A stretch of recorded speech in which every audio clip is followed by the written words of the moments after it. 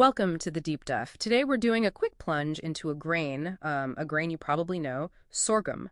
Specifically, how it shows up in kitchens, especially in India, as whole sorghum flour. The- Atta. Yeah, and it's fascinating because Atta isn't just like an ingredient.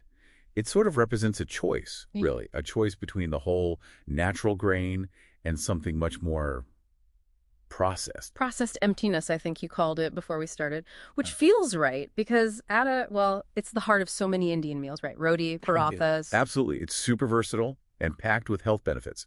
But to really get it, you need to see how different it is from Maida. Okay, yeah, let's unpack that. Atta versus Maida. So Atta, the whole sorghum flour, it's simple, really. They grind the entire sorghum kernel. You get everything the bran, which is full of nutrients, the germ with its healthy fats and vitamins, and the starchy endosperm. The whole package. Exactly. Nothing's taken out. That's why it has that, slightly darker color, a bit of a coarser feel. It's the real deal. Right, so if atta's the whole story, then Maida is. Maida is.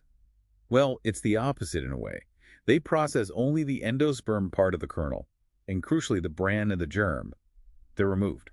Gone. So that's where most of the fiber and vitamins actually live, right? Precisely. So you end up with this very white, very fine flour, but it's nutritionally, well, stripped down. It really highlights what gets lost in a lot of modern food processing. It's stark when you put it like that. Okay, Yeah. let's talk numbers then. At Anna's nutritional power, what are we looking at in, say, 100 grams? Sure, in about 100 grams, you've got roughly 70, maybe 75 grams of complex carbs, good slow-burning energy. Then there's about 10 to 12 grams of dietary fiber. That's quite a bit. Wow, yep. And also around 10 and 12 grams of plant-based protein, plus, a good hit of B vitamins, thiamine, niacin, folate, and minerals like iron, magnesium, zinc. It's genuinely packed. So how does this translate into actual health benefits for us? Let's start with that high fiber content. Right. First off, it's great for digestion.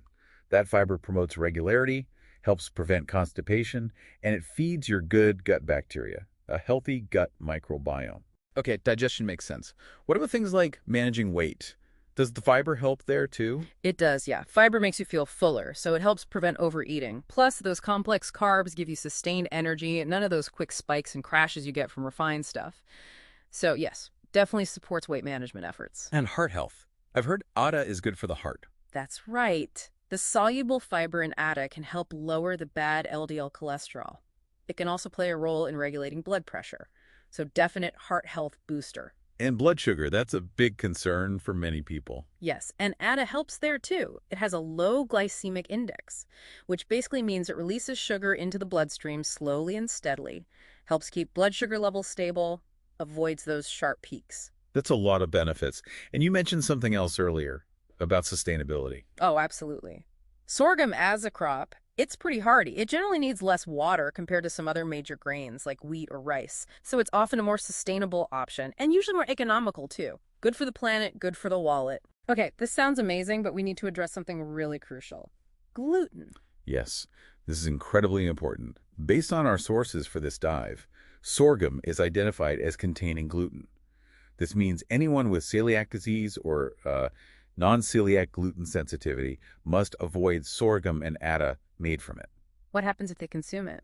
It can cause adverse reactions, things like bloating, gas, stomach pain, fatigue, even problems absorbing nutrients. So always check labels for gluten-free certification if you have those conditions. It's non-negotiable. Absolutely vital point. And for people not sensitive to gluten but maybe new to high-fiber foods. Good point. Introduce atta gradually. Let your system adapt. And drink plenty of water. Fiber needs water to do its job properly. And just to circle back quickly, the downside of relying too much on the other stuff, Maida. Well, yeah, excessive Maida can contribute to weight gain, those rapid blood sugar spikes we talked about, and because it's stripped of nutrients, potentially lead to deficiencies over time. So when you weigh it all up, atta seems like a clear winner for most people. It really stands out, doesn't it? Affordable, versatile, incredibly nutritious, supports digestion, heart health, blood sugar, energy. It's a powerhouse. It truly is. So it makes you think, doesn't it? What's one small change you could make in your kitchen, maybe in a favorite recipe? Could switching to or using more atta be that simple step towards a healthier, more vibrant way of eating? Yeah. Something to consider.